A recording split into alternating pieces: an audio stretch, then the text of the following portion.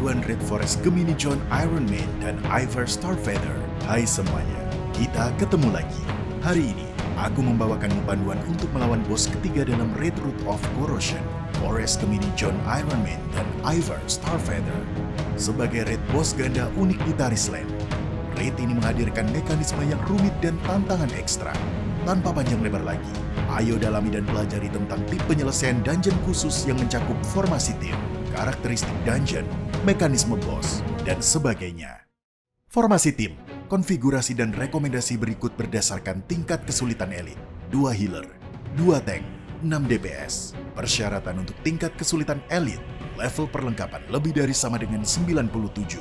Hit lebih dari sama dengan 315. Penetapan kelas spesifik, healer, Divine Grace Priest, wajib, healing tinggi, buff damage reduction, plus soul healing.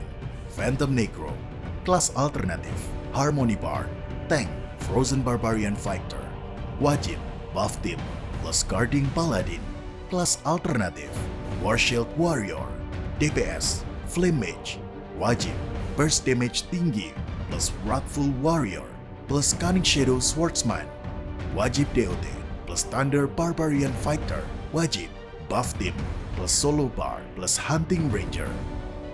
Ultimate rekomendasi, universal untuk semua kelas, Flash atau Displace, plus Interruption, wajib, tank, tahun target tunggal atau tahun AOE, DPS, Healing Reduction, Healer, pembangkitan. Karakteristik dungeon, setelah pertempuran dimulai, jika melebihi 5 menit, John Iron Man dan Ivar Starfeather akan menjadi berserk. Saat Forest Gemini hidup, dia memperoleh buff spesial. Kamu perlu membagi timmu menjadi 2 tim terpisah untuk menimbulkan damage yang efektif. Panduan dungeon, saat memasuki dungeon, kamu akan menghadapi boss fase 1. Dalam fase ini, John Iron Man akan menggunakan combo skill berikut secara berurutan untuk melawan pemain. Round Smite, Sweep, Break Fuel.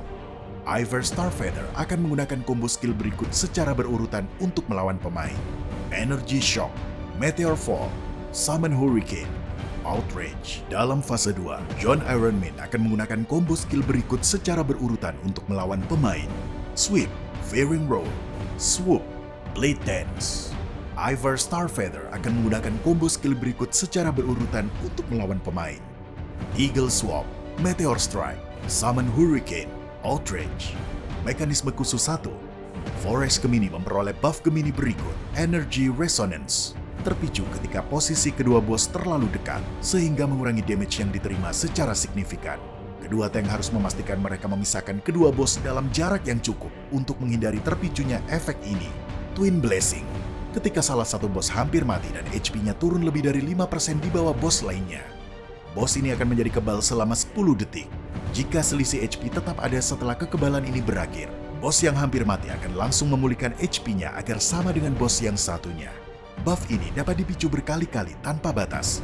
Jadi sebelum melawan bos, DPS harus ditempatkan secara merata di kedua tim untuk mencegah terpicunya buff karena perbedaan output damage tim yang besar. Wild Awakening, ketika HP Forest Gemini turun di bawah 75%, ia akan memasuki fase 2 dan berubah menjadi Giant Wolf dan Giant Eagle, serta memperoleh attack boost dan skill baru. Jika HP mereka turun di bawah 35% pada fase 2, mereka berubah kembali menjadi manusia. Jika keduanya dalam fase 2, bentuk mereka tidak akan berubah lagi hingga tantangan berakhir. Jika ini terjadi, kamu harus memperhatikan HP mereka dan memastikan mereka kembali ke fase 1 tanpa memicu Twin Blessing, yang secara signifikan mengurangi kesulitan mengalahkan mereka. Phantom Shock, Forest Gemini menyerap energi dari medan perang dan membentuk Phantom Beast yang melakukan 3 serangan berturut-turut. Persiapan 3 detik dan interval 2 detik antara setiap serangan. Jika keduanya dalam fase 2, Phantom Shock akan otomatis terpicu. Analisis skill, fase 1 John Iron Man. Round Smite, persiapan 2 detik, menimbulkan damage ke beberapa area berbentuk persegi panjang di depan. Sweep, persiapan 2 detik, menimbulkan damage ke area berbentuk kipas di depan. Rage Fuel, targetnya adalah pemain acak, menimbulkan DOT dan menimbulkan Ignite selama 15 detik. Setelah itu meledak, menimbulkan damage ke pemain selain pemain yang terkena Ignite. Damage berkurang sesuai dengan jarak dari target yang terkena Ignite. Pemain yang terkena Ignite harus menjauhkan diri dari tim dan kembali ke posisinya setelah skill berakhir. Fase 2 John Iron Man. Sweep, sama seperti fase 1, tetapi jaraknya lebih luas. Kamu cukup berpindah ke belakang bos agar tidak terkena damage. Round Smite, sama seperti fase 1. Rake Fuel, sama seperti fase 1. Fearing Roar, hanya tersedia jika berubah menjadi Giant Wolf, menimbulkan damage ke semua pemain. Blade Dance, persiapan 3 detik, hanya tersedia jika berubah menjadi Giant Wolf, menimbulkan damage besar ke area sekitar. Swoop, hanya tersedia jika berubah menjadi Giant Wolf, menyerang ke arah target setelah persiapan 1,5 detik. Jika pengguna terkena Outrage, sweep diterapkan ke target dan langsung menerapkan swoop ke pemain acak lainnya lagi. Skill khusus, Meteor Blast, tersedia di fase 1 dan fase 2. Meledakan meteor di medan perang setelah persiapan selama 3,5 detik, menimbulkan damage signifikan ke pemain. Skill ini bisa diganggu, jadi waspadalah dan selalu siap untuk mengganggu skill ini. Jika gagal mengganggu skill ini, kamu tidak akan bisa menghadang Air Blast lanjutan dari Ivar Starfeather dan seluruh tim akan mati. Fase 1 Ivar Starfeather.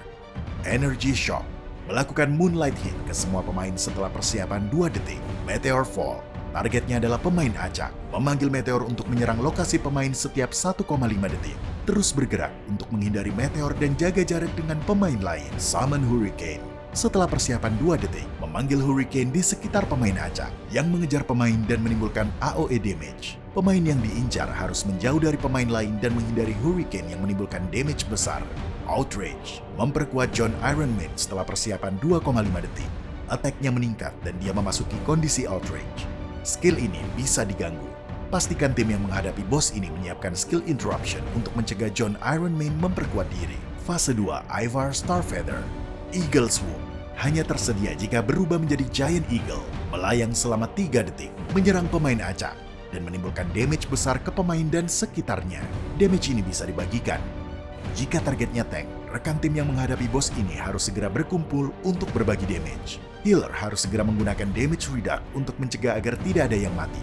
Jika ada pemain non-tank yang menjadi target, semua pemain di lingkaran tengah harus berkumpul untuk berbagi damage. Meteor Strike, hanya tersedia saat berubah menjadi Giant Eagle. Targetnya adalah 3 pemain acak dan memanggil meteor lokasi mereka setelah 3 detik, menimbulkan damage ke pemain di sekitar.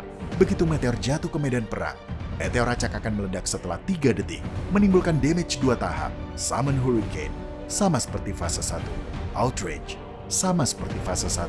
Skill khusus, Air Blast, hanya tersedia saat berubah menjadi Giant Eagle, menimbulkan damage mematikan ke semua pemain di medan perang setelah persiapan 5 detik. Pemain harus berada di belakang meteor agar tidak terkena damage ini. Agar meteor tidak hancur, pastikan untuk menghentikan Meteor Blast John Iron Man. Setelah mengalahkan Forest Gemini, kamu berhasil menyelesaikan dungeon. Fokus pertempuran, pemain harus menghadapi bos ini dengan tim terpisah secara bersamaan. Harap lihat gambar di bawah untuk penentuan posisi tim. Setiap tim harus terdiri dari 1 tank, 3 DPS, dan 1 healer. Kedua tank masing-masing harus menarik perhatian bos yang mereka hadapi ke kiri dan kanan peta, memisahkan mereka dengan jarak yang aman agar buff damage reduct tidak terpicu. Sementara itu, DPS dan healer harus berada di tengah untuk menimbulkan damage dan memberikan bantuan. Saat Ivar Starfeather menggunakan Meteor Strike, pemain yang menjadi target harus mengarahkan meteor untuk mendarat di posisi yang ditentukan, seperti yang ditunjukkan pada gambar di bawah ini, sehingga dapat menghindari damage air blast dan mencegah tim mati. Selama raid, penentuan posisi tidak terlalu penting karena ini lebih merupakan pertarungan bos posisional.